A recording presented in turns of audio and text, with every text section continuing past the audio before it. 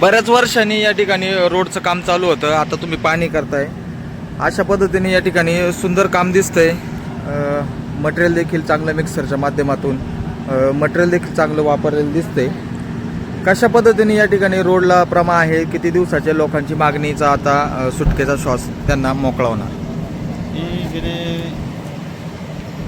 त्याच्यावरती काहीतरी 15 वर्षापूर्वी डांबरीकरणाचं काम झालं होतं. त्याच्यानंतर रस्त्याची अतिशय बेकार बिकट परिस्थिती या ठिकाणी होती. परंतु सरकारांच्या माध्यमातून या ठिकाणी 1,38,00,000 रुपये निधी या ठिकाणी मिळाला आणि या ठिकाणी काम चालू आहे. हे काम करत असताना या स्थानिक नागरिकांना जे आपण आव्हान केलं की तुम्ही या ठिकाणी पहिल्यांदा तुमच्या भविष्याच्या दृष्टीने पाणी जाण्यासाठी असेल किंवा पुन्हा तुम्हाला पाईपलाईन करायची असेल पिण्याच्या पाण्यासाठी किंवा शेतीच्या पाण्यासाठी, तर तुम्ही अगोदरच पाईप टाकून घ्या. ह्या नागरिकांचं खरोखर कौतुक करावं तेवढं थोडं आहे. इथल्या प्रत्येक नागरिकांनी या ठिकाणी याच्या खाली मोऱ्या टाकल्या आणि या कामाचं महत्त्व त्यांना माहिती होतं, कारण त्यांनी या ठिकाणी अतिशय बेकार अशा परिस्थितीत दिवस काढलेले आहेत. लोकांनी अतिशय चांगलं सहकार्य केलं आणि त्या ठिकाणी मोरे टाकल्यानंतर या ठिकाणी अतिशय उत्कृष्ट प्रकारचं या ठिकाणी आता काही ठिकाणी बघतोय ठेकेदार हे खाली जे कागद वगैरे आथरतात, मटेरियल जाग्यावर तयार करतात, डस्ट वापरतात.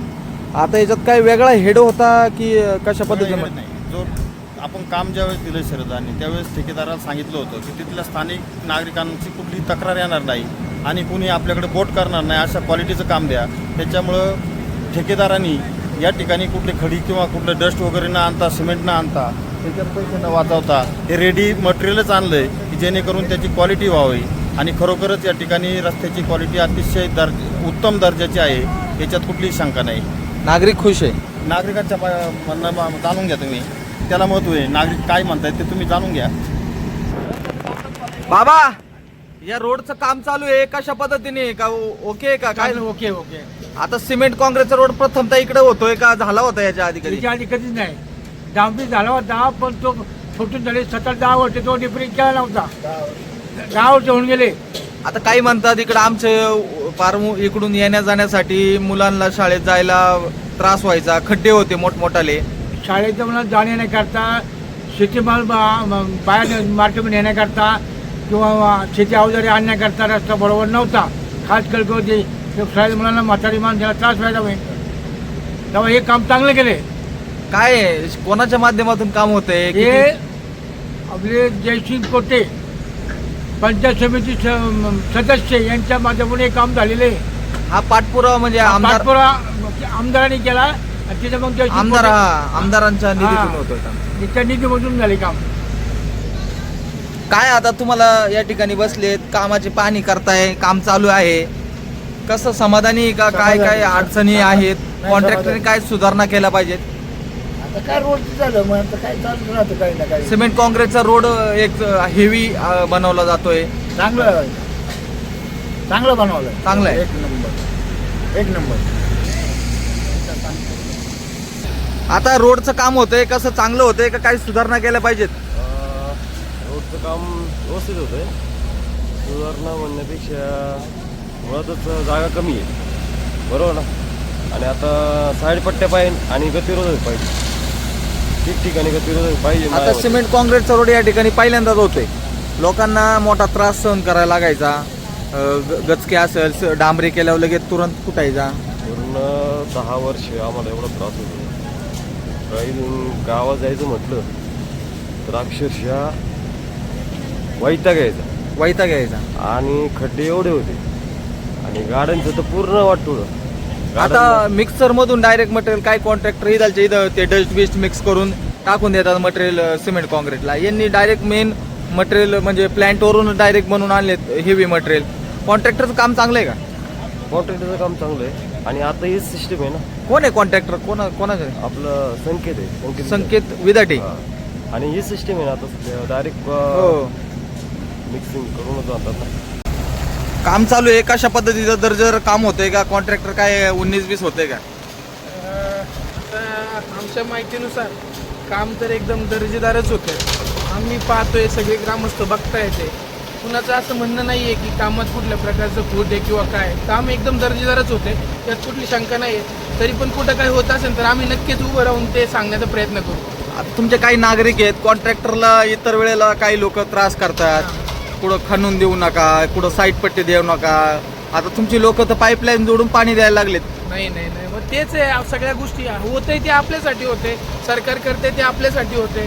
त्यामुळे सगळ्या गोष्टींना कॉपरेट करणे हे सगळं पूर्ण ग्रामस्थांचं पण सगळं एक कर्तव्य, आद्य कर्तव्य आहे. आणि ते कर्तव्याला सगळे ग्रामस्थ तत्पर आहेत आणि ते त्या पद्धतीने ते त्यांचं हे करतात, ते कर्तव्य पार पाडत आहेत. आता काही रोडला बघतो आपण जागेवर मटेरियल बनवलं जातं, हे मटेरियल डायरेक्ट मिक्सर मार्फत या ठिकाणी येते.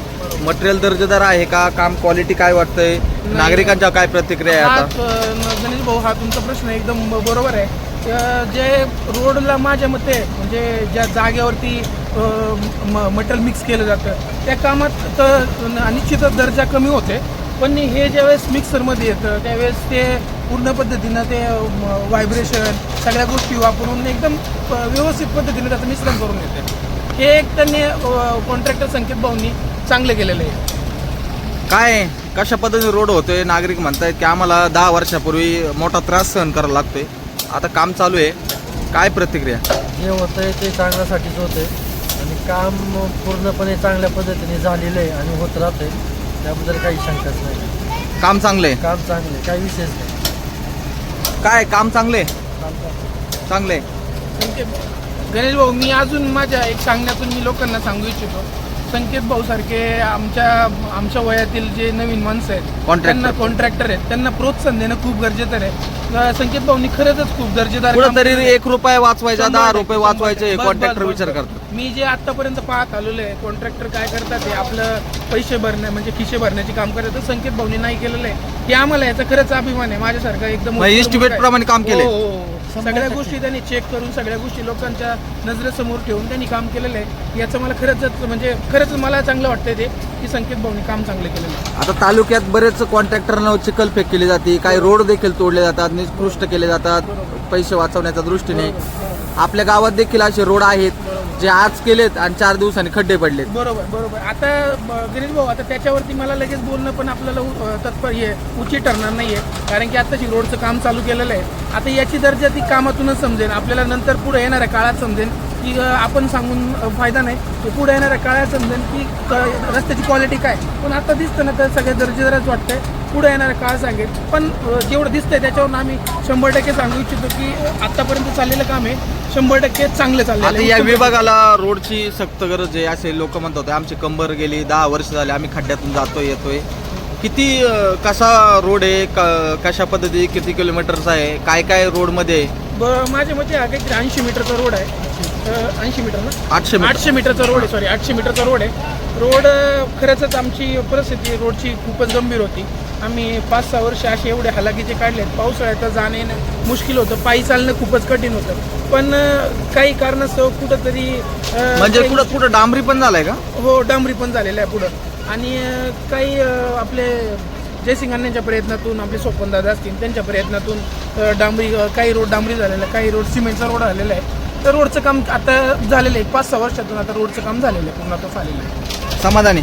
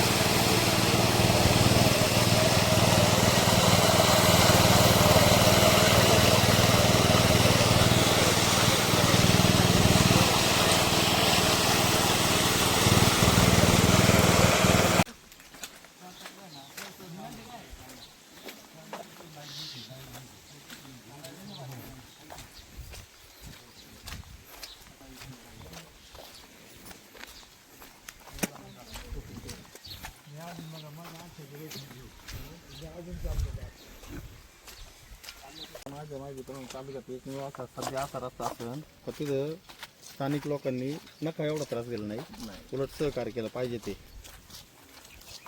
आता रात्रीचं 9-10 वाजेपर्यंत कधी कधी काम चालते ना, सगळी जागीच असतात काम चालू आहे म्हणून थांबा. नागरिक जागरूक आहेत म्हणायचे. गावात गेलं का दुखायचं गाडी आपडते ना. बरोबर. हम्म.